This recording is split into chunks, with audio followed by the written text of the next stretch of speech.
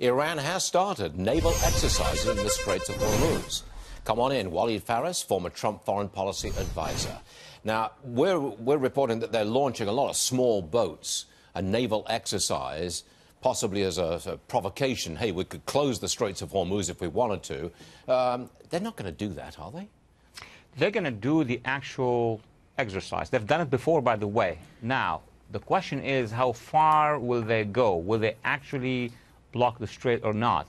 Now, the Iranians can, if they want, damage the international passage. But we all know that the United States can intercept them, stop them, and damage their own capacity. So it's kind of a brinkmanship capacity of gaming with us. And I think that the United States is very much there, attentive to what they're doing, and will respond if the Iranian will cross that red line. It's a rather weak threat, though, isn't it? Because if they did try to block the Straits of Hormuz and they block the passage of, what is it, 18,000 barrels of oil a day, whatever it is. 18 million. 18 million barrels of oil a day.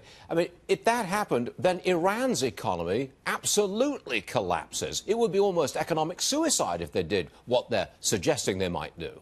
Stuart, it is... Let's look at it from the Iranian perspective. Their economy is getting strike after strike. In their view, with the demonstrations taking place inside the country, they are collapsing slow motion. So this could be an injection so that the international community would say, oh, no, we don't want any problem, especially who? The Gulf nations, because the Gulf nations are just across, and they are very concerned about any Iranian action, not the United States. So this is a very daring game by the Iranians, forcing or thinking that we could force negotiations. I'm not thinking that this administration will buy that.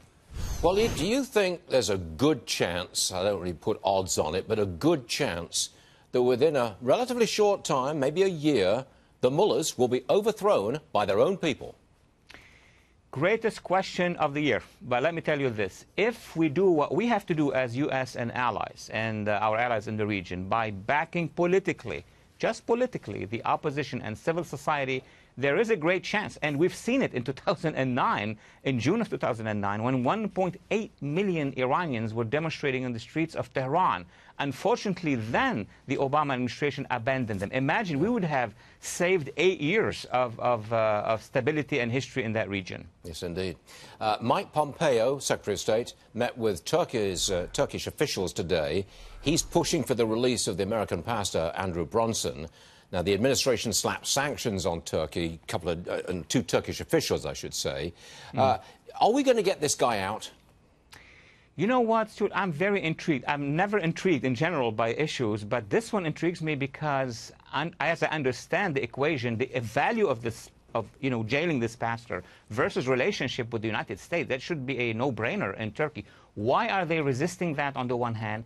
And on the other hand, the fact that we put those sanctions means that it's not going well. Now, this doesn't mean that it won't be resolved. It will be, but it's really the Turkish leadership, President Erdogan, thinking of a scenario to resolve it at this point in time. But it's another case of a country like Turkey has a really dire straits for its own economy and is in no position to have sanctions put on it.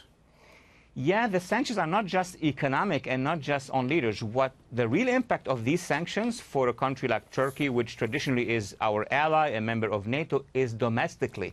Then the domestic opposition is going to say, hey, the government doesn't have real good relations as they claim with the United States. That's why the sanctions were very narrow, designated only couple persons, couple officials. But in my view, I think in Ankara now, there is a serious search to find a resolution, but saving the face at the same time. I think our strong economy gives us a lot of leverage with our rivals and hostile powers overseas, Iran and Turkey. Walid, thanks as ever for joining us. We'll see you soon. Thank you, sir. Thank you.